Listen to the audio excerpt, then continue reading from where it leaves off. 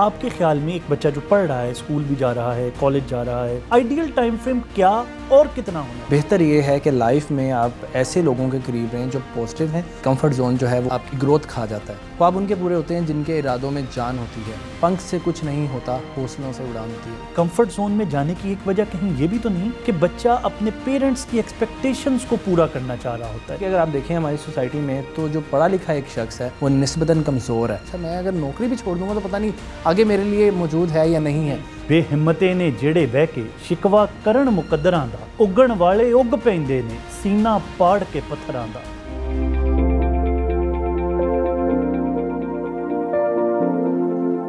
बिस्मिल्लाहिर्रहमानिर्रहीम। Programme teens and tweens के साथ मैं हूं खुर्रम खुर्शीद। नाजरीन, अक़वाम आलम की ज़ेरो ज़बर की तारीख़ शाहिद है कि वही कौमें और अफराद कामयाबी उन्हीं के कदम चूमती है जो मेहनत को अपना शियार बनाते हैं, जो जहद मुसलसल करते हैं और अपने शब व रोज़ की टाइम मैनेजमेंट इस तरह करते हैं कि अपने एक एक लम्हे को कीमती बनाते हैं, जो हज़रत इकबाल के इस शेर की अमली तफसीर बन जाते हैं कि दाना खाक में मिलकर गुलो गुलजार होता है, जो अपनी नालायकियों और सुस्तियों को मुकद्दर का नाम देने की बजाय अपने ज़ोरे बाजू पर यकीन रखते हैं और वो तेशाए फ़रहाद की बजाय अज़ाने बिलाली पर लब्बैक कहते हैं। बाबा नजमी का एक शेर है कि बेहिम्मते ने जेड़े बह के शिकवा करन मुकद्दरां दा, उगण वाले उग पैंदे ने सीना पाड़ के पत्थरां दा। और मुन्नू भाई ने कहा था कि हो नहीं जाता, करना पैंदा है। और जो लोग मेहनत को अपना शियार नहीं बनाते और अपने कंफर्ट जोन में रहते हैं और फिर वो मायूसियों की दलदल में फंसते चले जाते हैं और फिर वो अपने लिए, अपने ख़ानदान के लिए और अपने मुल्क के लिए बोझ बनना शुरू हो जाते हैं। इस कंफर्ट जोन से कैसे निकला जा सकता है, कोई शख्स इस कंफर्ट जोन की कैप्टिविटी में कैसे आता है, ये सब जानने के लिए आज हमारे साथ में आपकी मुलाकात अपने एक ऐसे गेस्ट से करवाने जा रहा हूं जो बुनियादी तौर पे बाय प्रोफेशन टीचर हैं। आप बेहतरीन उस्ताद हैं और इसके साथ साथ आप सुपीरियर यूनिवर्सिटी में क्रिएटिव डिपार्टमेंट को देख रहे हैं और टीचर्स ट्रेनिंग्स के साथ वाबस्ता हैं। आप स्टूडेंट्स के साथ ओरिएंटेट करते हैं, स्टूडेंट्स के साथ इंटरेक्ट करते हैं, स्टूडेंट्स को गाइड करते हैं और वो सॉफ्ट स्किल्स जो ज़िंदगी में उनकी कामयाबी का पेश खैमा बनती हैं उनसे उनकी ट्रेनिंग्स करवाते हैं, उन्हें गाइड करते हैं, उन्हें मेंटोर करते हैं। मेरी मुराद जनाब मोहम्मद मुजीब रियाज साहब। Very warm welcome to you sir. आप मसरूफियत में से वक्त निकाल कर हमारे पास तशरीफ़ लाए, very warm welcome. Thank you so much sir for having me and thank you so much for the brief introduction. लेकिन गुफ्तगू बड़े आज तो चूँकि हमने आपसे समझना है कि ये कंफर्ट जोन से निकलना कैसे है, कंफर्ट जोन है क्या, लेकिन उससे पहले ये बताइए इन खूबसूरत तरीन बालों का राज क्या है? सर ये आपका हुस्न नज़र है। असल में जो है इंसान जो है खूबसूरती उसकी आँख में होती है। बिल्कुल। तो ये देखने वाले का अंदाज़ और उसके नज़रिए के ऊपर डिपेंड करता है। यानी आप हमें इंतहाई स्मार्टनेस से वो तरीका नहीं बताएंगे जिस वजह से इतने खूबसूरत आपका जो हेयर स्टाइल है हमें नज़र आ रहा है, आप उसका तरीका नहीं बता रहे। अच्छा, मेरे नज़दीक ये है कि मैं समझता हूँ कि कायनात में मौजूद जो है वो हर एक चीज़ जो है वो खूबसूरत है और ख़ूबसूरती जो छुपी हुई है वो इंसान की आंखों में है। और अगर आप जी प्लीज़ और अगर आप देखना चाहेंगे तो आपको कायनात का हर ज़रा जो है वो खूबसूरत नज़र। तो ये आपका हुस्न नज़र है सर। बिल्कुल। उस्ताद हैं नाजरीन, कहाँ हमारे हाथ में आएंगे। और दूसरा ये कि जब भी हमने आपको देखा, ये पाकिस्तान का फ्लैग आपके यहाँ पे ज़रूर देखा, ब्लेज़र पे देखा, इसकी क्या वजह है? सर मेरी ख्याल है कि हम सब की जो पहचान है वो पाकिस्तान से है। बिल्कुल। तो पाकिस्तान जो है और वही हमारी आइडेंटिटी है और उसको मैं हर वक्त जो है वो अपने सीने पे लगा के रखता हूँ। और ये चीज़ जो है मैं समझता हूँ कि आप जो बेस्ट प्रैक्टिसेस होती हैं ना उसको फॉलो करते हैं। आप बाहर चले जाएं, पाकिस्तान से बाहर अगर आप कहीं भी ट्रैवल करते हैं तो वहाँ पे आप देखेंगे कि हर एक जो है शख्स आपको नज़र आएगा कि अपने कंट्री का फ्लैग उसने जो है वो यहाँ पे प्लेस किया हुआ है। तो इसी तरह से जो है मैं समझता हूँ कि पाकिस्तान जो है, पाकिस्तान से ही हमारी पहचान है और पाकिस्तान जो है वही हमारे लिए जो है हमारी पहचान की वजह है। नाज़रीन, मोहम्मद मुजीब रियाज साहब से हम यहीं से गुफ्तगू का सिलसिला शुरू करेंगे क्योंकि यहाँ पे हमें लेना है ब्रेक और ब्रेक के बाद दोबारा हम मुजीब रियाज साहब से कंफर्ट जोन और इसके साथ जुड़ी हुई तमाम तर चीज़ों के बारे में तफसील से पूछेंगे, इनसे समझेंगे कि हमें बताइए कि हम कैसे अपने कंफर्ट जोन से बाहर आ सकते हैं। Take a little break.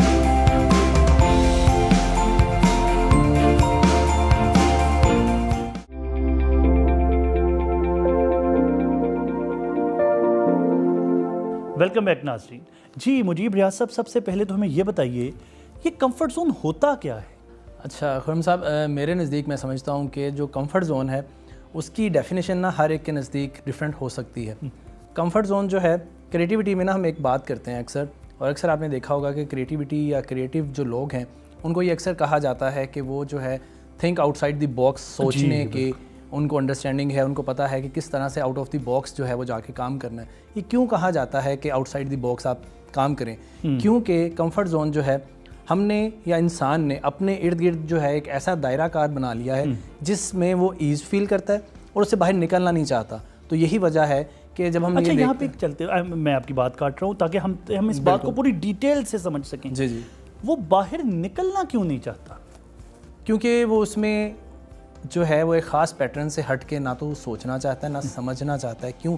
क्योंकि उसमें वो ईज़ फील करता है, वो कंफर्ट फील करता है। उसको लगता है कि जिस इन्वायरमेंट में मैं जी रहा हूँ वहाँ पे मेरे लिए बहुत ज़्यादा जो है वो सुकून है। तो इस वजह से मेरा ख्याल है कि, लेकिन उसको ये नहीं पता कि यही कंफर्ट जोन जो है उसके लिए उसकी बर्बादी का सबब भी बन रहा है, और यही शायद एक बहुत बड़ी रुकावट भी है जो कि उसकी ग्रोथ में है।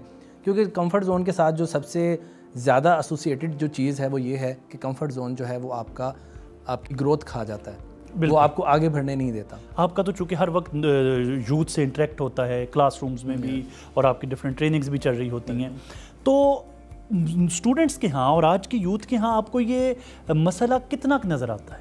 सर मसला ये है कि हमारी आजकल की जो यूथ है, जो यंग जनरेशन है, वो आगे निकलना तो चाहती है, कुछ पाना तो चाहती है, लेकिन उसके लिए जब उनसे पूछा जाए कि आप खोना क्या चाहते हैं तो वो कुछ भी खोने के लिए तैयार नहीं है। अच्छा, पाने के लिए खोना ज़रूरी है? यस बिल्कुल।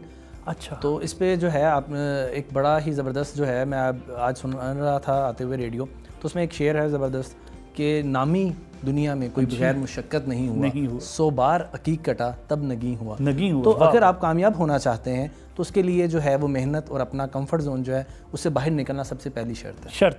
शर्त अव्वल है। बिल्कुल।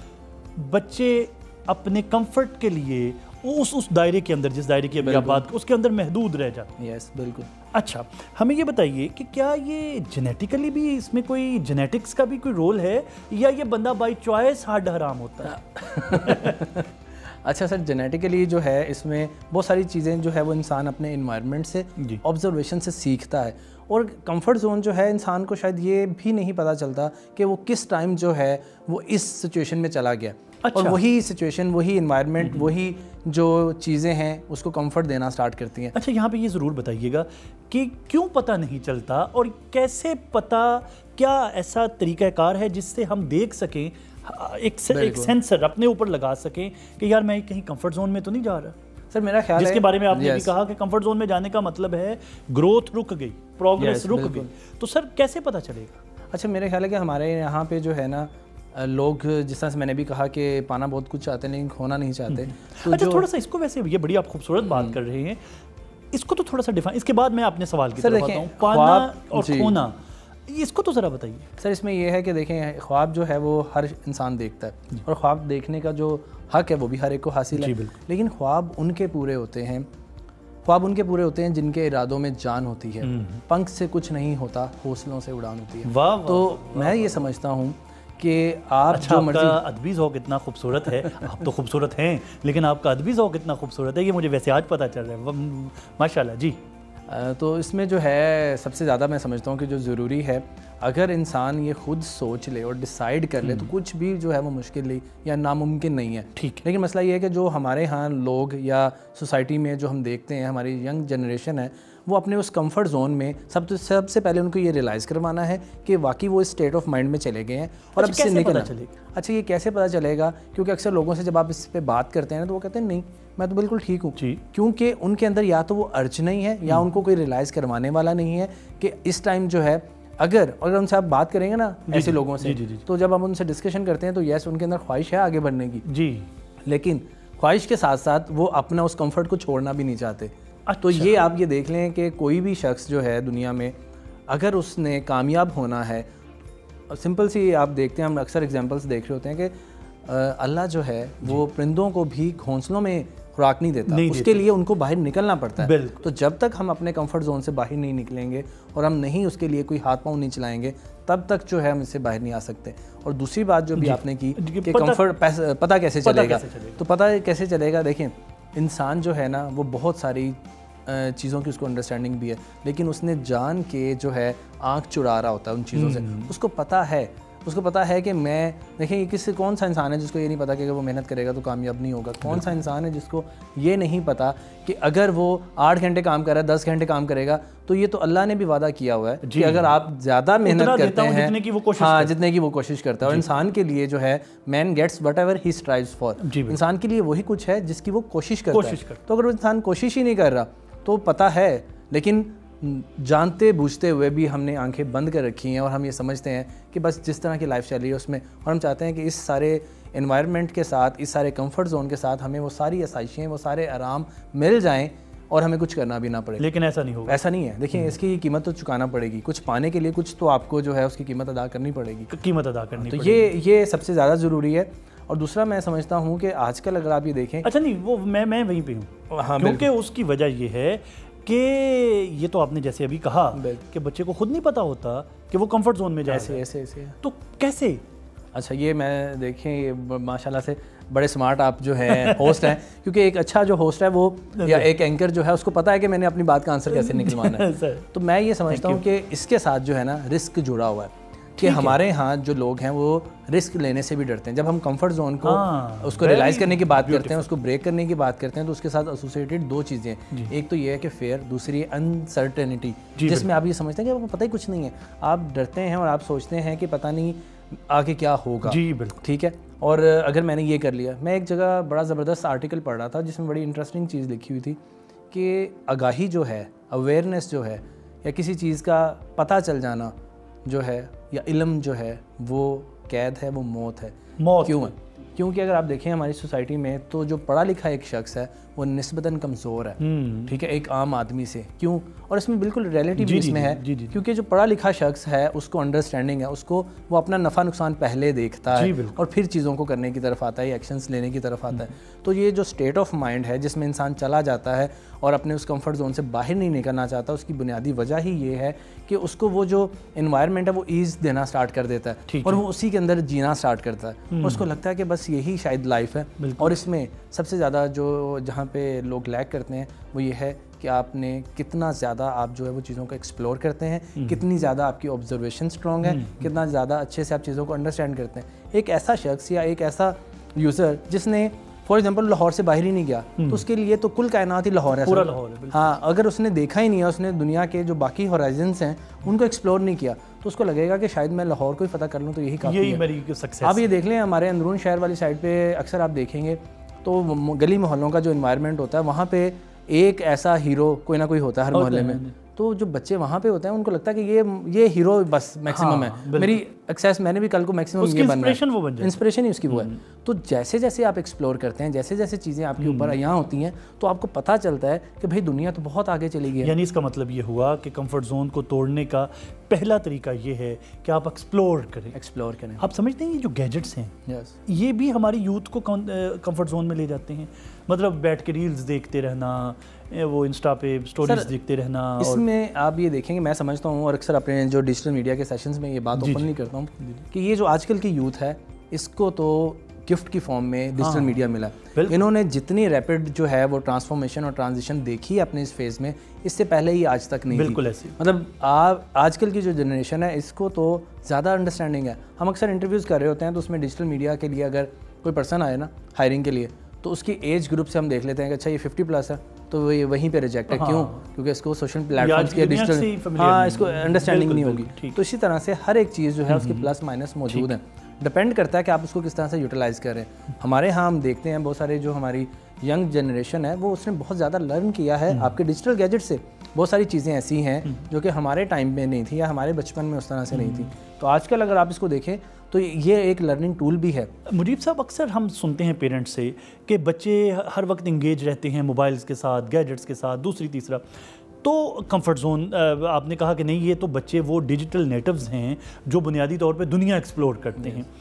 इसकी कोई लिमिट भी है कि इससे आगे अगर ये इसका इस्तेमाल करेंगे तो फिर वो इनका वेस्टेज ऑफ टाइम है, वो इसका इनके हर चीज़ का जो है ज़िया शुरू हो जाता है बजाय इसके प्रोडक्टिव होने के। तो ऐसा भी कोई हमारे पास लिमिट या बार ऐसी मौजूद है कि बस इतना इस्तेमाल करना चाहिए, इससे ज़्यादा अगर करेंगे तो ये भी बच्चे को कंफर्ट जोन में ले जाए? सर देखिए, किसी भी चीज़ की जो ज़्यादती है ना वो नुकसानदेही होती है। इस पे मैं समझता हूँ कि सबसे ज़्यादा जो इम्पोर्टेंट और अहम रोल है वो पेरेंट्स का है कि वो उसके बच्चे के ऊपर जो है वो चेक एंड बैलेंस भी रखें। इवन के वो ये देखें या कोई एक आप टाइम फ्रेम डिसाइड कर सकते हैं कि जिसमें आपने ये गैजेट्स उनको देने हैं, लेकिन मैं समझता हूँ कि अगर हम उनको बिल्कुल ही इनसे दूर कर दें तो ये कहें तो उसमें ये होगा कि ज़माना जो है उसके साथ चलना बेहद ज़रूरी है। और आप ये देखें, लकीली मैं कहता हूँ कि हमारे यंगस्टर्स के साथ साथ जो है इवन हमारे सीनियर सिटीजन्स को जो सबसे बड़ी अपॉर्चुनिटी मिली है वो कोविड में मिली है। कोविड में जो हमने डिजिटली जो अचीवमेंट्स की हैं वो शायद मुमकिन नहीं थी, शायद वो हम और 5, 7 या 8 साल लगा देते। तो हमारे यहाँ जो है जो डिजिटल ट्रांसफॉर्मेशन हुई है, बहुत ज़्यादा लोगों ने काम भी किया है, फ्रीलांसर्स ने बहुत ज़्यादा अर्न भी किया है, तो वो इस टाइम फ्रेम में किया। तो लकीली जो है बस इसको थोड़ा सा स्ट्रेटेजाइज करने की ज़रूरत है और देखने की ज़रूरत है। यहाँ पे आप पेरेंट्स को थोड़ा गाइड करें, ओरिएंटेट करें, कैसे स्ट्रेटेजाइज करें, क्योंकि ये कॉमन शिकायत है हर घर में पेरेंट्स की, और ख़ासतौर पे टीन्स और ट्विंस के साथ तो ये बड़ी ख़ास जुड़ी हुई शिकायत है। सर उसमें यह है कि फॉर एग्जांपल आप देखते हैं कि अगर बच्चा कोई भी सेलफोन है या कोई और गैजेट है या टैब यूज़ कर रहा है तो उसमें आपके पास ऐसे है, फॉर एग्जांपल जिस तरह से आप यूट्यूब देखते हैं तो यूट्यूब का यूट्यूब किड्स पोर्शन मौजूद है जिसके अंदर रेस्ट्रिक्शंस या आप कंडीशंस अप्लाई कर सकते हैं कि बच्चे ने क्या देखना है और किस तरह का कंटेंट देखना है। हमारे यहाँ इसके ऊपर बहुत ज़्यादा थीसिस और बहुत ज़्यादा रिसर्च भी हुई है कि जो हिंदी कार्टून कल्चर जो है वो बच्चों ने बड़ा ज़्यादा अडॉप्ट किया और देखना, और वही उनकी लैंग्वेज में भी रिफ्लेक्ट होना स्टार्ट हुआ था, उनके वर्ड्स। हाँ जी, तो ये जो है इसके ऊपर जो है हमें चेक एंड बैलेंस रखना है कि वो कंटेंट देख क्या रहे हैं, किस टाइम क्या कंटेंट वॉच किया जा रहा है। आप जो समझते हैं, इवन आप प्लेलिस्ट बना सकते हैं। यूट्यूब की अगर हम बात करें उसके अंदर आप प्लेलिस्ट डिफाइन कर सकते हैं कि बच्चे ने क्या कार्टून देखने हैं, क्या इन्फॉर्मेशन, ऐसी इन्फॉर्मेशन जो आप समझते हैं कि उसके लिए इन्फॉर्मेटिव है या उसकी लर्निंग में हाँ प्रोडक्टिव है, कहीं ना कहीं उसको हेल्प आउट कर सकती है, वो आप उसकी प्लेलिस्ट में ऐड करें। इसमें सबसे पहले तो आप पेरेंट्स को ये कह रहे हैं कि वो अपने बच्चे की प्लेलिस्ट जो है उसको खुद सेट करें। हाँ, खुद डिफाइन कर दें उसने क्या देखना है कंटेंट, और उसके साथ साथ कोई टाइम फ्रेम भी मुकर्रर करें, वरना अदरवाइज आप ये देखते हैं कि आजकल जो है बच्चों में उनकी आईसाइट का भी बहुत ज़्यादा एक प्रॉब्लम आ रहा है और पेरेंट्स को जो है वो बहुत ज़्यादा ये भी फेस करना पड़ रहा है। तो इसमें यह है कि हमें कोई टाइम फ्रेम भी डिसाइड करना पड़ेगा। अच्छा, अगर फ़र्ज़ करें पेरेंट्स हमसे पूछ लें, चूँकि आपको पता है प्रोग्राम हमारा जब टेलीविज़न पे भी चल रहा होता है उसमें भी हमारा फीडबैक भी आ रहा होता है डिफरेंट सोशल मीडिया पे, टाइम फ्रेम भी थोड़ा सा एलेबोरेट कर दें। आपके ख्याल में एक बच्चा जो पढ़ रहा है, स्कूल भी जा रहा है, कॉलेज जा रहा है, किस टाइम फ्रेम क्या होना, आइडियल टाइम फ्रेम क्या और कितना होना चाहिए? सर उसमें आप देखेंगे, हमें भी याद है जब हम अपने बचपन में तो हम भी टीवी देखा करते थे। जी बिल्कुल, लेकिन एक खास स्पेसिफिक टाइम मुकर्रर था कि अगर बच्चा आ गया है तो उसने सुबह स्कूल भी जाना है तो जी वो 5 से 6 बजे अगर वो ट्यूशन से आ गया तो उसने वो 1 घंटा देखना है। इसी तरह से कोई 1 से 1.5 घंटा। आप ज़्यादा वजाहत ना कीजिएगा, आपकी उम्र पता चल जाएगी कि आपके ज़माने की बात कर रहे हैं। अच्छा, जब हम इस तरह से बात करते हैं ना कि हमारा ज़माना, तो अक्सर लोग ये समझते हैं कि पता नहीं कितना। मैं ये कह रहा था कि जब हम कल को अपने बच्चों से बात कर रहे होंगे ना, हम कहेंगे कि हमने वो दौर भी देखा है जब वो पिक्सल फ़ोन थे, फिर सेल फोन आया, अब ये कंप्यूटर आया, फिर टैब्स आ गई, तो उन्होंने कहना कि पता नहीं अब्बा कितना पुराना है। ठीक है जी, तो ये भी है, बिल्कुल ऐसे ही। और इस पे चलते चलते मैं ये भी कहता हूँ, अच्छा इसमें इसका एक दूसरा पहलू भी है, कुछ चीज़ें ऐसी हैं जो हमारी जनरेशन को संभाल रखनी चाहिए, क्योंकि हमने देखी हैं आगे फिर बच्चों को नहीं पता उनका। मसलन कल को मुजीब रियाज साहब अपने पोते को लालटेन कैसे समझाएंगे ऐसे सब। तो आ जाए टॉपिक की तरफ वापस आ जाए, फिर हमारी गुफ्तगू दूसरी तरफ। टाइम फ्रेम कैसे डिफाइन करें? सर टाइम फ्रेम जो है देखें, जिस तरह से हम अपनी डेली रूटीन या स्केड्यूल सेट करते हैं तो ये इसमें बच्चा जो है, बच्चा इतना मैच्योर नहीं है। वो तो चाहेगा कि मुझे सारा दिन आप दे दें टैब, और उसको तो वो अच्छा भी लग रहा है, इसके साथ उसका कंफर्ट जोन जुड़ा। हाँ जी, तो ये तो पेरेंट्स को लीड लेनी पड़ेगी, और पेरेंट्स को ये आप समझते हैं चूँकि आपका हर वक्त इंटरेक्ट होता है यूथ के साथ और बच्चों के साथ, और पेरेंट्स ये रोल अदा कर रहे हैं हमारी सोसाइटी में, ये हम समझेंगे। मेरे प्रोड्यूसर मुझे बार बार ब्रेक का इशारा कर रहे हैं। नाज़रीन, यहाँ पे लेंगे एक छोटी सी ब्रेक, और ब्रेक के बाद हम मुजीब रियाज साहब से मज़ीद चीज़ें समझेंगे। Take a look.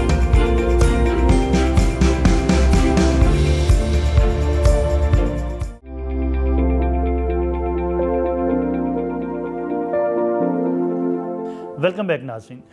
Mujib Riyaz साहब, हमें ये बताइए कि पेरेंट्स को क्या रोल अदा करना चाहिए, और अगर नहीं करेंगे तो उसका नुकसान क्या होगा? अच्छा सर, इसमें यह है कि अनफॉर्चुनेटली जो पेरेंट्स को रोल अदा करना चाहिए इस मामले में वो नहीं कर रहे। हम करते क्या है कि यहाँ पे छोटी सी बात, कहीं ऐसा तो नहीं जो आजकल के पेरेंट्स हैं, हमारे जैसे पेरेंट्स हैं, वो खुद इतने एडिक्टेड हैं कि वो उन्होंने बच्चों को क्या टाइम फ्रेम उनका सेट करना, उनका अपना टाइम फ्रेम ही ख़राब है। ऐसे ही, बिल्कुल ऐसे ही है कि हम अक्सर ये देखा गया है फैमिलीज़ में कि पेरेंट्स जो हैं वो अपने आप से, या अगर वो कहीं पे एंगेज हैं तो वो बच्चे को सेल फोन पकड़ा देंगे। जी बिल्कुल। अब जिसकी वजह से जो है, और ये भी नहीं देखा जा रहा था कि बच्चा क्या कंटेंट वॉच कर रहा है, उसके ऊपर किस तरह का कंटेंट वो देख रहा है, और इसके नुकसान। जबकि आप बात कर रहे हैं कि अपने बच्चे की प्ले लिस्ट को खुद डिफाइन करें, और यहाँ पे दूसरी तरफ मामला जो असल में है ये कि वो देख ही कुछ नहीं रहे। सर देखिए, अगर आपने फॉर एग्जाम्पल उसको कोई टैबलेट या कोई सेल फोन भी दिया हुआ है, तो उसमें आप देखेंगे किस तरह की एप्लीकेशंस होनी चाहिए, किस तरह का कंटेंट आपने उसके अंदर करना है। वरना जो बच्चे होते हैं ना सर, इस एज में जो है वो शायद हमारी एक्सप्लोर करने की या चीज़ों को जो है वो देखने की अंदाज और नज़रिया चेंज हो गया। बच्चा एक्सप्लोर करता है, सेल फोन आप उसको देंगे, वो कहीं ना कहीं से अपनी मर्जी का कंटेंट या गेम निकाल लेगा उसमें से। हमें ये भी नहीं समटाइम पता होता कि हमारे सेल फोन के अंदर ये गेम मौजूद है, तो जो बच्चा है उसकी एक्सप्लोर करने की जो सलाहियत है वो ज़्यादा है, ठीक है। तो उस चक्कर में जो है उसको आपको पता भी नहीं चलेगा किस टाइम वो किस तरह का कंटेंट वॉच कर रहा है। तो हमें प्रॉपर जो है उसको टाइम फ्रेम कैसे सेट करें पेरेंट्स? सर टाइम फ्रेम ये है कि आपको एक टाइम डिसाइड कर दें। फॉर एग्जाम्पल आप समझते हैं कि मैंने जो है आपने टाइम फ्रेम सेट किया हुआ है कि इस टाइम बच्चा स्कूल से आएगा, इस टाइम उसने ट्यूशन जाना है, इस टाइम जो है उसने अपने कारी साहब से पढ़ना है। इसी तरह से अगर आप जो है कोई एक से 2 घंटे जितना आप मुनासिब समझते हैं वो आप टाइम फ्रेम सेट कर दें, और उसमें खुद डिफाइन करके जो आपने रखी हुई है प्लेलिस्ट वो उससे शेयर करें कि बच्चा ये, और देखेंगे वो कंटेंट जो है उसकी लर्निंग में या उसके जो वो पढ़ रहा है उसमें किस तरह से कंट्रीब्यूट कर रहा है, कि नहीं है, प्रोडक्टिव है ये बड़ी इंपॉर्टेंट। तो ये अगर आप करेंगे कि जो आप प्लेलिस्ट सेट करें उसमें प्लेलिस्ट सेट करते हुए इस बात का ख्याल रखें। और जी प्लीज। बच्चा जो है ना सर, उसको जो रूटीन या जिस तरह का आप ढालना चाहते हैं, ट्यून जहाँ कर हाँ, तो वहाँ पे वो सेट हो जाएगा। लेकिन अगर आपने उसको एक दफ़ा कर दिया तो आपको शायद पता भी नहीं चलेगा कि वो उस एज ग्रुप में आ जाएगा जिस टाइम उसको संभालना बहुत मुश्किल होगा। बिल्कुल। मुजीब रियाज साहब, अगर कोई कंफर्ट जोन में आ जाए, कंफर्ट जोन का शिकार हो जाए, क्या नेगेटिव इम्पैक्ट उसकी पर्सनैलिटी पे उसका आता है? सर नेगेटिव जो सबसे बड़ा इम्पैक्ट मैं समझता हूँ, या इसको थोड़ा सा उलट कर लेते हैं कि जब हम, क्या वो निशानियां हैं जिससे हमें पता चल सकता है कि ये बंदा इस वक्त अपने कंफर्ट जोन में है, जिस वजह से इसकी पर्सनैलिटी में ये चीज़ें आ चुकी हुई हैं जिसका शायद इसको खुद नहीं पता? सर कभी इस तरह के शख्स से अगर आप डिस्कशन करें ना तो उससे पूछेंगे ना, तो वो अचीव तो लाइफ में बहुत कुछ करना चाहता होगा, उससे पूछेंगे उसके ख्वाब भी बहुत बड़े होंगे। लेकिन जब उससे पूछेंगे या उसे कहेंगे कि आप यार ये करने, आपको ये करना चाहिए, तो वो जो मैंने पहले बात की कि उसके अगेंस्ट क्या कीमत चुकानी है उसके लिए वो रेडी नहीं है। हाँ, उसके लिए वो तैयार नहीं है, वो नहीं चाहता, वो अपने उस दायरा कार से बाहर नहीं निकलना चाहता। और उसके साथ जो है, जिस तरह से मैंने पहले भी अर्ज़ किया कि इंसान जो है वो डरता है बीच में से, उसको लगता है कि पता नहीं मैं ये करूँगा, रिस्क लूँगा तो पता नहीं क्या हो जाएगा। तो जो एक फियर फैक्टर है वो साथ मौजूद है, तो जो उसको बाहर निकलने भी नहीं दे रहा। और फियर फैक्टर तो ज़रा हमें डिफाइन सर, फियर फैक्टर ये है कि देखें, इंसान जो है, हमारे यहाँ बहुत ज़्यादा लोग हैं जब वो देखते हैं और जिनका बिलीफ सिस्टम जो है वो स्ट्रॉन्ग नहीं है, जो समझते हैं कि पता नहीं अगर आज जो है मैंने, लेट्स से हमारे यहाँ अक्सर बात की जाती है एंटरप्रेन्योरशिप के हवाले से, और कहा जाता है, तो बहुत सारे लोग हैं जो हैं, जब उनसे ये कहा जाता है कि अच्छा आप ये करें, तो वो कहते हैं कि अच्छा मैं अगर नौकरी भी छोड़ दूंगा तो पता नहीं आगे मेरे लिए मौजूद है या नहीं है। तो असल जो यहाँ पे चीज़ लैक करती है वो आपका सेल्फ कॉन्फिडेंस है। आपका कॉन्फिडेंस जीरो हो जाता है, जिसमें आप समझते हैं कि जो मुझे मिल रहा है शायद मैं उसके भी काबिल नहीं हूँ। बिल्कुल। अगर आपको ये पता हो कि जो आपको मिल रहा है उसके लिए आप जो है फुली जो है वो डिज़र्व करते हैं, तो फिर आप कॉन्फिडेंट होते हैं और आपको लगता है कि यार मैं रिस्क ले सकता हूँ, मैं लाइफ में कुछ भी कर सकता हूँ। तो जो सेल्फ मोटिवेशन है वो सबसे ज़्यादा ज़रूरी है। और सेल्फ मोटिवेशन आती है सेल्फ अवेयरनेस से, जिसमें सबसे पहले आप ये रियलाइज़ करते हैं कि आपकी स्ट्रेंथ क्या है, आपकी वीकनेस क्या है। जो आपकी स्ट्रेंथ है उसके ऊपर आप प्ले करते हैं। यानी मुजीब साहब, आप ये कह रहे हैं कि कोई बंदा जितना भी टैलेंटेड क्यों नहीं है और जितना भी उसके अंदर पोटेंशियल है वो सब बेकार है अगर वो अपने कंफर्ट जोन में है, अगर वो फियर्स का शिकार है। सर अगर बहुत ज़्यादा हम देखते हैं सोसाइटी में ऐसे कि बड़े कॉम्पिटेंट और बड़े लाइक फाइक लोग जो हैं, और जो जिसको हमें देख लगता है कि वो लाइफ में शायद बहुत कुछ अचीव कर सकते हैं जी, लेकिन शायद वो सिर्फ इसी वजह से नहीं क्योंकि वो अपने उस कंफर्ट जोन से बाहर नहीं निकलते। इसका गिला वो करते हैं कि मेरे भाई ने नहीं सपोर्ट किया, मेरे अब्बा जी ने नहीं सपोर्ट किया, मेरे मुकद्दर ही, वो एक मुझे साहब मिले, वो तो मतलब इतने मायूस फिर जैसे कहते अगर मैं दरिया के पास बैठ जाऊँ तो दरिया सूख जाए।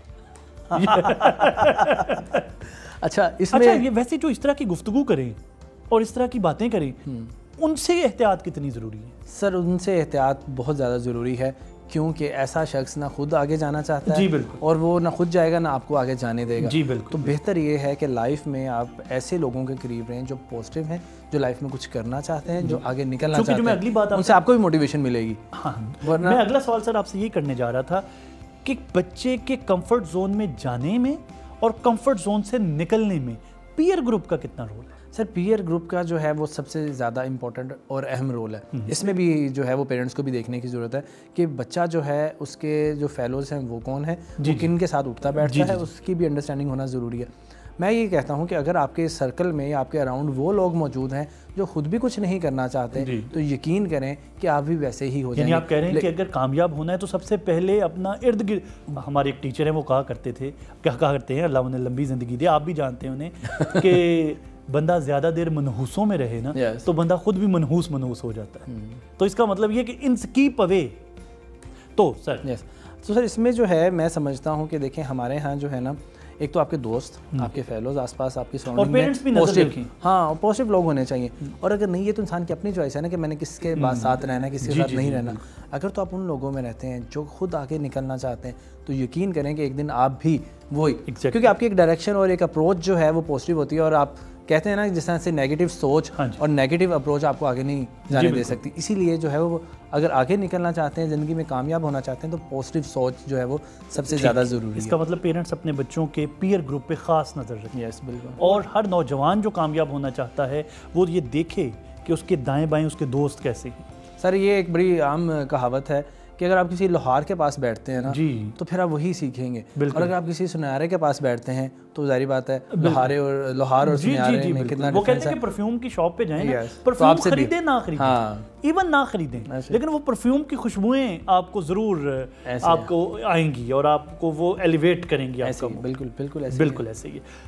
फियर, ये पहले ही प्री डिटरमिन कर लेना कि मुझसे नहीं होगा। सर ये मेरी किस्मत कैसे है, मैं तो मुझसे कहाँ होगा, मेरे तो ख़ानदान में कभी किसी से नहीं हुआ, मैं कैसे कर लूँगा। सर एक बड़ा ज़बरदस्त, मैं भी आते हुए ना फिर के हवाले से ना, मैं क्योंकि जब आ रहा होता ना तो अक्सर कार में रेडियो चला लेता हूँ, कुछ मैंने सिलेक्टिव जो है ना वो कलाम इकबाल के भी रखे हुए जो मैं सुनता आ रहा हूँ। जी।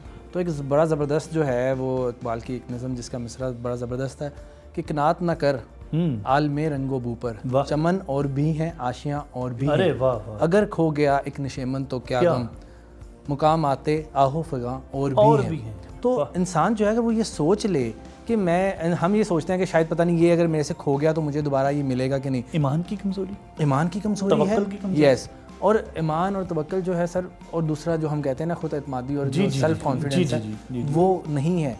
और वो नहीं है जिसकी वजह से हम रिस्क लेने से डरते हैं और हम अपने उस कंफर्ट जोन से भी बाहर निकलने से डरते हैं। अक्सर आप देखेंगे कि हमारे यहाँ प्रैक्टिकल लाइफ में आपको बेशुमार लोग ऐसे नज़र आते हैं जो अगर किसी एक ख़ास जगह पे बैठे हुए हैं और वहीं पे ऐसे जो हैं वो जम के बैठ गए हैं, या और कोई अगर आप उनको देखेंगे 10 साल बाद भी, मैं समझता हूँ कि आपका अगर हर गुजरा हुआ लम्हा जो है, नया आने वाला लम्हा गुजरे हुए लम्हे से अगर बेहतर नहीं है तो इसका मतलब है कि आप कुछ ग्रो नहीं कर रहे, कोई तरक्की नहीं कर रहे। बिल्कुल। तो जो है ठहरा हुआ तो पानी है, उससे भी स्मेल आना स्टार्ट हो जाती है। बड़ी खूबसूरत बात की आपने मुजीब साहब। इसका मतलब ये हुआ कि वो जो मैं कंफर्ट जोन की निशानियां पूछ रहा था उनमें से एक निशानी तो फिर ये भी हुई ना कि अगर मेरा गुजरा हुआ दिन मेरा आने वाला दिन मेरे गुजरे हुए दिन जैसा ही है तो मैं कंफर्ट जोन में हूँ। बिल्कुल ऐसे ही। और अगर उसमें कोई बेहतरी आ रही है, कोई प्रोग्रेस है, कोई मैं स्ट्राइव कर रहा हूँ, तो इसका मतलब मैं कंफर्ट जोन में नहीं हूँ, मैं कोशिश और उसकी जुस्तजू में हूँ। बिल्कुल ऐसे ही। और कहते हैं कि opportunity dances with those who are already on dancing floor. Yes बिल्कुल।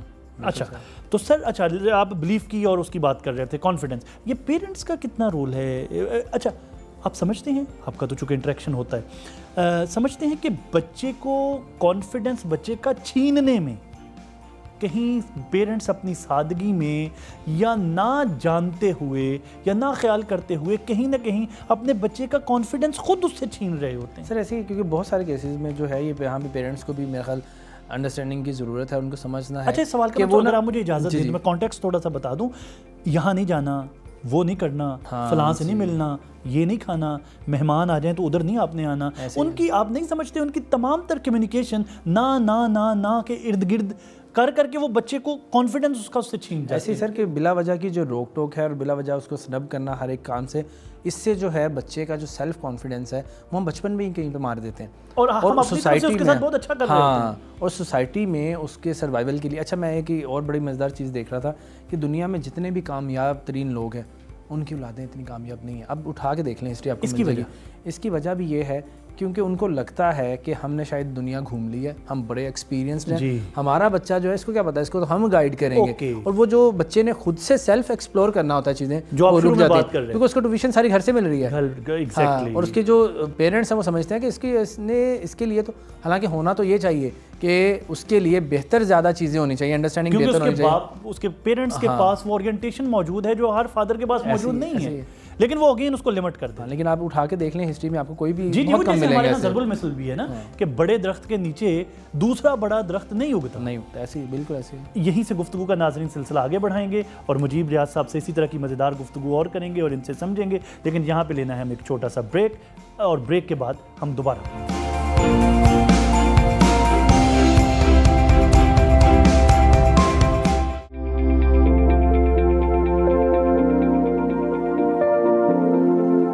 वेलकम बैक नाज़रीन। मुजीब रियाज साहब, हमें ये बताइए कि क्या कंफर्ट जोन में जाने की एक वजह कहीं ये भी तो नहीं कि बच्चा अपने पेरेंट्स की एक्सपेक्टेशंस को पूरा करना चाह रहा होता है? अच्छा, जब वो अपने पेरेंट्स की एक्सपेक्टेशन को पूरा करता है तो वो उस डोमेन के अलावा बाकी किसी भी दूसरी डोमेन की तरफ देखता ही नहीं है। वो जो आप एक्सप्लोर की बात कर रहे हैं, तो कहीं फिर ऐसा ही नहीं कि वो पेरेंट्स की एक्सपेक्टेशंस को पूरा करने के चक्कर में उसी एक दायरे में ज़िंदगी गुजार देता है? अच्छा सर, इसमें जो है ना, मैं समझता हूँ कि जहाँ तक है ना एक्सपेक्टेशंस, वो तो कहा जाता है कि इंसान को किसी से भी नहीं होनी चाहिए। बच्चा जब ये देखता है ना कि उसको जब एक घर से ही ट्यूशन मिल रही होती है और पूरा उसको गाइड किया जा रहा होता है कि अच्छा बच्चे तुमने ये करना है, मैं अगर डॉक्टर हूँ तो तुमने भी डॉक्टर ही बनना है। जी। तो असल में वजह यह है कि उसको अंडरस्टैंड करना चाहिए कि एक्चुअली जो है उसका अपना पोटेंशियल या उसके अपना जो स्किल सेट है वो क्या है। और पेरेंट्स को भी इसी बात पे फोकस करना चाहिए और उसको ये उसमें बच्चे को शायद अपनी उस एज में नहीं पता, लेकिन उसको हेल्प करनी चाहिए, उसको ये रियलाइज़ करवाने में। तो चूँकि यूथ से इंटरेक्ट होता है, कितने केसेस आपको ऐसे मिलते हैं कि जो ख्वाब पूरे कर रहे होते हैं? सर बहुत सारा। और कितने ऐसे होते हैं जो अपनी चॉइस के साथ चीज़ को पढ़ रहे होते हैं? देखें, अभी भी अगर आप देखें तो हमारे यहाँ नॉर्मली जो है वो 50-60% जो है वो स्टूडेंट्स ऐसे हैं जो कि अपने पेरेंट्स के कहने पे किसी एक स्पेसिफिक प्रोग्राम में एडमिशन लिया होता है। ठीक, उनको यही नहीं पता चलता। और अनफॉर्चुनेटली हमारा कुछ एजुकेशन सिस्टम भी इस तरह का है कि वो भी उसको कोई गाइडेंस नहीं दे रहा ताकि बच्चे को ये रियलाइज़ हो सके कि उसके लिए प्लस क्या है, माइनस क्या है, क्या कहाँ पे उसके यानी बच्चे का पैशन और प्रोफेशन ही इकट्ठा नहीं है। बिल्कुल। और बड़ी खूबसूरत बात है कि अगर आपका जो पैशन है वही अगर आपका प्रोफेशन बन जाए, ज़िंदगी में भी आप देखें वो लोग फिर कामयाब भी हैं और मज़े से इंटरेस्ट लेके काम करते हैं। मैं कहता हूँ कि अगर आपने सुबह ऑफिस आना है और आप अपने दिल से नहीं आ रहे और इंटरेस्ट से नहीं आ रहे तो फिर आप क्या प्रोडक्टिविटी दिखाएंगे, आप क्या वैल्यू ऐड करेंगे उस ऑर्गेनाइजेशन या इदारे में? क्राइम ही ये करते हैं। हाँ जी। और ऐसा बच्चा फिर सारी उम्र जो है वो पेरेंट्स के कहने पे या किसी एक स्पेसिफिक रीज़न की वजह से ट्रैक पे तो आ गया होगा, काम तो कर रहा होगा, लेकिन वो वैल्यू एडिशन नहीं दे रहा होगा। यस, और कभी भी वो वैल्यू या वो कंट्रीब्यूट नहीं कर सकता। बिल्कुल ठीक। तो वो जो है अगर आप चाहते हैं तो सबसे इंटरेस्टिंग और मज़ेदार चीज़ ही है, और मैं समझता हूँ ये नेमत भी होगी कि अगर आपका पैशन आपका प्रोफेशन बन जाए।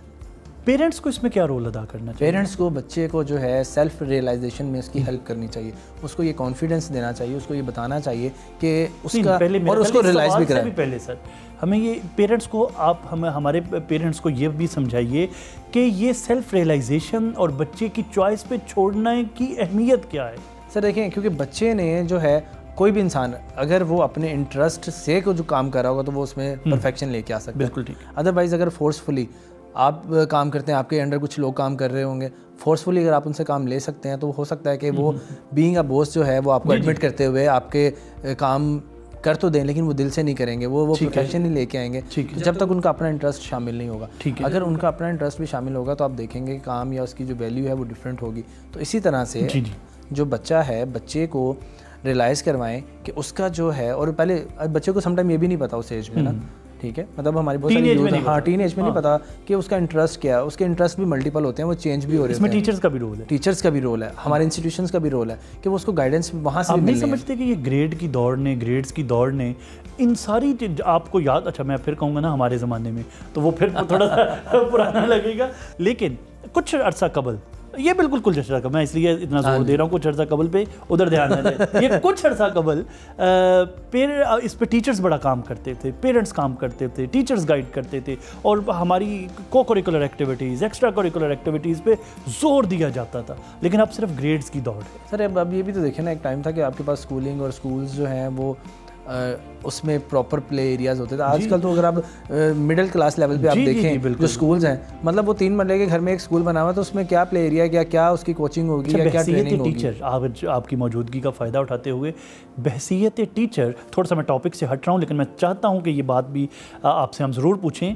जब पेरेंट्स अपने बच्चे के लिए स्कूल का इंतखाब करते हैं तो उन्हें किसी भी स्कूल में, वो कोई भी स्कूल हो, किन बुनियादी चीज़ों का ख्याल रखना चाहिए कि जिस स्कूल के अंदर ये वाली चीज़ें मौजूद हों, वहाँ पे बच्चे को एडमिशन। सर देखें, जो आपकी क्वालिटी एजुकेशन है वो तो मस्ट है कि उसको आप सामने रखते हैं फैक्टर, लेकिन उसके साथ जुड़े और भी बड़े फैक्टर हैं। फॉर एग्जांपल वो जो स्कूल है वो बच्चे की एक्स्ट्रा या को करिकुलर एक्टिविटीज़ में किस तरह से सपोर्टिव है, या क्या क्या एक्टिविटीज़ वो करवा रहे होते हैं। ये वो एक्टिविटीज़ हैं जो बच्चे के सेल्फ कॉन्फिडेंस को बूस्ट करती हैं, और आगे बढ़ने के लिए ज़िंदगी में सिर्फ एजुकेशन जो है, आपने देखा होगा महज डिग्री काफ़ी नहीं है। आपने देखा होगा बहुत सारे लोग हमें प्रैक्टिकल लाइफ में इस तरह के देखने को मिलते हैं, उनके ग्रेड्स जो है 4 GPA भी होगा। सर मैं तो सोचता हूँ कि अगर मैं दोबारा भी कुर्रा अर्ज पे आ जाऊँ तो मैं इतने नंबर नहीं ले सकता, लेकिन जब उनसे कभी कम्युनिकेशन शुरू हो जाए तो फिर बंदा दुआ कर रहा होता है, या अल्लाह जल्दी से जान छुड़वा। सर आप ये देखेंगे बहुत सारे लोग हमें लाइफ में ऐसे देखने को मिलते हैं जो कि शायद ग्रेड वाइज तो इतने या उनकी स्कोरिंग बहुत अच्छी नहीं है, लेकिन वो स्मार्ट वर्क करना जानते हैं। और ये आजकल का जो दौर है ये स्मार्ट वर्क का दौर है। और यानी हार्ड वर्क का नहीं, हार्ड वर्क के साथ देखें, हार्ड वर्क जो है वो तो फिर एक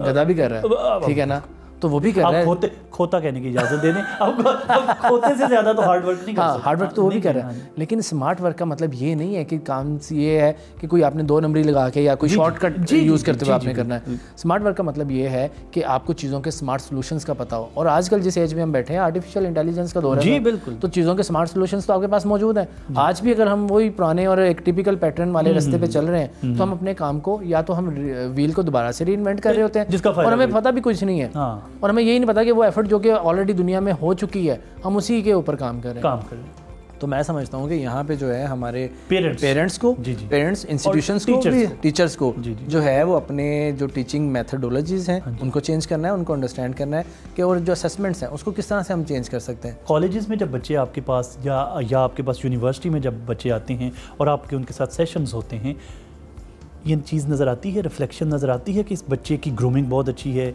इसको स्कूल अच्छा मिला है, ये अच्छी तरह से को करिकुलर एक्टिविटीज़ और इसका कॉन्फिडेंस और इसके सारी वो तमाम चीज़ें जो इसको सीखनी चाहिए थी वो सीख के आया है। कितने ये परसेंटेज कैसी मिलती? सर ये जो बेस है ना, फाउंडेशन, ये सबसे ज़्यादा, अगर आपकी बेस या फाउंडेशन मजबूत है ना तो उसके ऊपर जितनी मर्जी मंजिला खड़ी करते हैं, लेकिन अगर आपकी फाउंडेशन ही वीक है, और मैं समझता हूँ कि अगर अक्सर पेरेंट्स क्या करते हैं कि ठीक है अब बच्चे को आपने स्कूलिंग में भेजना है, उसकी स्कूलिंग करवानी है, तो उसको किसी ऐसे ही जो है स्कूल में आपने स्कूल तो खैर है, और बाद में आप कहते हैं कि बाद में आप चाहे उसको ऑक्सफोर्ड भेज दें, वो नहीं वहाँ पे उस स्पीड को, उस एनवायरनमेंट को मैच नहीं कर सकेगा, जबकि उसकी फाउंडेशन अगर स्ट्रॉन्ग नहीं है। तो जो फाउंडेशन है, जो उसकी बेसिक जो क्वालिफिकेशन है उसकी A लेवल तक की, मैं समझता हूँ कि वो सबसे ज़्यादा ज़रूरी है। और उसके बाद का इंतखाब, जो मेरा सवाल था, आपने बताया वहाँ को करिकुलर एक्टिविटीज़ देखें, वहाँ एक्स्ट्रा करिकुलर एक्टिविटीज़ देखें, वहाँ प्ले ग्राउंड्स देखें। सर प्ले ग्राउंड्स देखें, इवन के जो है पेरेंट्स जहाँ पे हम सब कुछ काम कर रहे हैं ना, हम अक्सर पेरेंट्स से आप बात करेंगे वो कहेंगे मैं ये कमाता किसके लिए हूँ, बच्चों के लिए। ये तो जब हम, ये कॉमन जुमला है। अब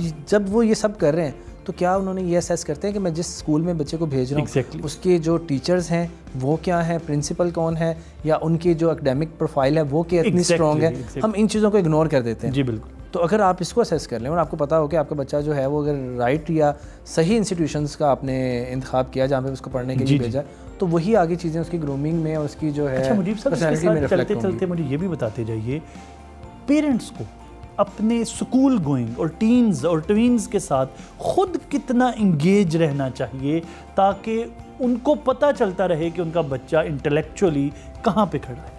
सर ये जो है ये तो पेरेंट्स को बच्चों के साथ जो अपनी बॉन्डिंग है ना, इसको स्ट्रॉन्ग करने की ज़रूरत है बहुत ज़्यादा है। और आजकल ये वीक हो गया। मैं पूछूं आज है? नहीं, आजकल नहीं है, क्योंकि आजकल जो नहीं है उसके अंदर वाकई जो है सबसे बड़ा रोल, जहाँ पे हम बात कर रहे थे कि इसकी पॉजिटिव साइड्स की, डिजिटल गैजेट्स की, या जो आपके पास डिजिटल डिवाइसेस हैं, वहीं पे इसका जो नेगेटिव इम्पैक्ट जो है वो ये भी है कि हम यहाँ पेरेंट्स खुद जो हैं वो बहुत ज़्यादा इन्वॉल्व हैं इन गैजेट्स में। आप जाते हैं घर से जाके और सुबह उठते साथ हम पहला काम क्या करते हैं, अपना सेलफोन चेक करते हैं, देखते हैं कि नहीं वो तो रात को आँख खोले तो रात को भी आप ये चेक कर रहे होते हैं। तो ये जो एक रेस में हम पड़ चुके हैं और ये एक जो इस्तराब और बेचैनी की जो एक कैफियत में मुब्तला हैं अपने इस डिवाइसेस की वजह से, हमें इसको भी देखना और इसको साइड पे और अपने आप को भी स्ट्रेटेजाइज करना है, अपने इस टाइम को, स्केड्यूल को, जो ड्यू टाइम बच्चों का है उनके साथ एंगेजमेंट या उनके साथ जो बॉन्डिंग स्ट्रॉन्ग करने का है वो टाइम हमें उनको देना चाहिए, जो कि आप समझते हैं कि हमारे पेरेंट्स नहीं दे। और आपके पास जब यही बच्चे जब आपके पास आते हैं तो इनकी पर्सनैलिटीज़ में ये डेफिशिएंसीज वाज़ेह नज़र आ रही है। सर यही वजह है। और अगर आप थोड़ा सा ऊपर लेवल पे आते हैं, यूनिवर्सिटी लेवल पे आप देखें स्टूडेंट्स को, तो मैं ये कहता हूँ कि पीछे चले जाएं 7-8 साल, या तो इंटर्नशिप का कंसेप्ट नहीं था। जी बिल्कुल। अब इंटर्नशिप क्या है? इंटर्नशिप यही वजह है कि बच्चे के पास कोई स्किल सेट नहीं है ड्यूरिंग अपने जो है वो 4 ईयर, अगर वो बैचलर्स में है प्रोग्राम स्टडी कर रहा है तो उसने वो स्किल सेट ही नहीं गेन किया। उसके बाद वो साल 2 साल 3 साल जो है इंटर्नशिप के नाम पे कोई स्किल सेट गेन कर रहा होता है, उसके बाद वो परफॉर्म करना स्टार्ट करता है। तो यही वजह, अगर वो अपना ड्यूरिंग स्टडी ये सारी चीज़ें लर्न कर ले तो डायरेक्ट जो आके वो मैदान में परफॉर्म कर सकता है। वो मुझे एक्चुअली बार बार मेरी टीम इशारा कर रही है कि हमारे पास बिल्कुल थोड़ा सा टाइम रह गया है, वाइंड अप करें। वो थोड़ा सा टाइम, इतनी दिलचस्प गुफ्तगू, और वैसे भी वो एक शेर याद आ रहा है मुझे कि फ़कत इस शौक़ में पूछी हैं हज़ारों बातें, मैं तेरा हुस्न तेरे हुस्न बयां तक देखूं। तो माशाल्लाह आखिरी बात, और उसके बाद फिर हम प्रोग्राम को क्लोज़ करेंगे। सर, अगर कोई बच्चा कंफर्ट जोन में चला जाए, पेरेंट्स सब समझ रहे हैं कि ये ग्रो नहीं कर रहा, कंफर्ट जोन में है, टीचर्स समझ रहे हैं, कैसे उसको बाहर निकाला जाए? सर इसमें जो है टीचर्स की और घर जो पेरेंट्स हैं उनको चाहिए कि इस तरह के बच्चे को जो है ना वो प्रॉपर उसकी कोचिंग की जाए, प्रॉपर उसको टाइम दिया जाए। और सम टाइम अगर कोई ऐसे लोग हैं ना या स्टूडेंट्स हैं या उनसे जब आप बात करेंगे ना तो वो ये एक्सेप्ट करने के लिए भी नहीं तैयार होते कि हम इस कंफर्ट जोन में हैं या नहीं। जी बिल्कुल। तो उनको ये रियलाइज़ कराना है कि ये आपका कंफर्ट जोन है। कंफर्ट जोन की डेफिनेशन उनको अंडरस्टैंड करवानी पड़ेगी, उनको बताना पड़ेगा कि ये जो आप अपने ईज से बाहर नहीं आना चाह रहे, इस सर्कल से बाहर नहीं आना चाह रहे, जब तक आप इससे बाहर नहीं आएंगे तो आप कुछ नहीं कर सकते।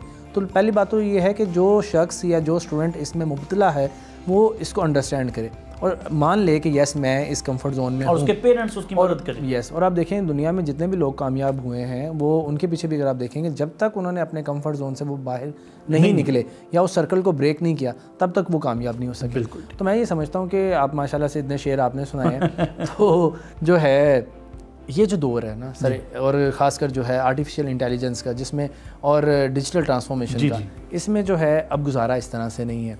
तो इसमें जब तक आप एक्स्ट्रा ऑर्डिनरी परफॉर्म नहीं करेंगे तो इस हवाले से मुझे भी एक शेर याद आ रहा है। जी बिल्कुल। खामोश मजाजी तुझे जीने नहीं देगी, इस दौर में जीना है तो कोहराम मचा दो। तो वो लोग ही कामयाब हैं जो कुछ एक्स्ट्रा ऑर्डिनरी परफॉर्म करें। तो नाज़रीन जो है मैं यहाँ पे शुक्रिया अदा करूँगा मुजीब रियाज साहब का, दिलचस्प गुफ्तगू का, और इस कदर फसाहत व बलागत से आज आपने हमें और हमारे व्यूअर्स को ओरिएंटेट किया। सर आप तशरीफ़ लाए, थैंक यू वेरी मच। और मुजीब रियाज साहब ने कई आखिरी बात वो ही मैं समझता हूँ, उसी पे मैं अपने प्रोग्राम का इख्तिताम करूँगा कि इस दौर में जीना है तो कोहराम मचा दो और अपने कंफर्ट जोन को तोड़ो, फिर ही आप ज़िंदगी में कामयाबी और कामरानी का सफ़र तय कर सकेंगे, फिर ही आपके ख्वाब पूरे होंगे, फिर ही आप अपनी मंजिल मकसूद पे पहुँचेंगे। इसी के साथ मुझे प्रोग्राम टीन्स एंड ट्वीन्स से इजाज़त दीजिए। अल्लाह ने के बाद।